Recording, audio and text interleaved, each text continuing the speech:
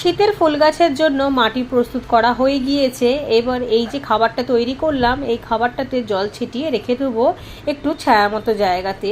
ভেতরে রাখলেই ভালো, এর মধ্যে যাতে বৃষ্টির জল না পড়ে। এবার যে কোনো সময় যে কোনো গাছ আমি অনায়াসেই বসাতে পারবো অল্প একটু খাবার দিয়ে। শীতের মাটি তৈরি করার সময় একটুখানি রোদের প্রয়োজন ছিল, তাই সমস্ত কিছুই ওপরের ছাদে নিয়ে এসেছিলাম, কারণ যখন তখন বৃষ্টি হচ্ছে, সমস্ত কাজ হয়ে গিয়েছে, এবার সব কিছুই নিচে নিয়ে যেতে হবে।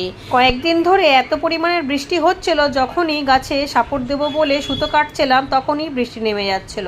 আজকে যেহেতু একটু রোদ উঠেছে, তাই ভাবলাম সমস্ত লতানো গাছগুলোতে সাপোর্টের জন্য দড়ি বেঁধে দেবো। সমস্ত গাছ এপার ওপার দিয়ে এদিক ওদিক দিয়ে বাইছে, একটু সাপোর্ট দিয়ে দিলে খুব সুন্দরভাবে এই মাচাটার মধ্যে উঠে যাবে এবং জালে ধরে নেবে। অনেক গাছ কিন্তু জাল ধরেও নিয়েছে। এবারে মনে হচ্ছে বর্ষা আর শেষই হবে না, বৃষ্টি থাকবেই। এই বর্ষাকে সাথে নিয়েই মনে হচ্ছে শীতের গাছ করতে হবে, কিছু করার নেই আমাদের।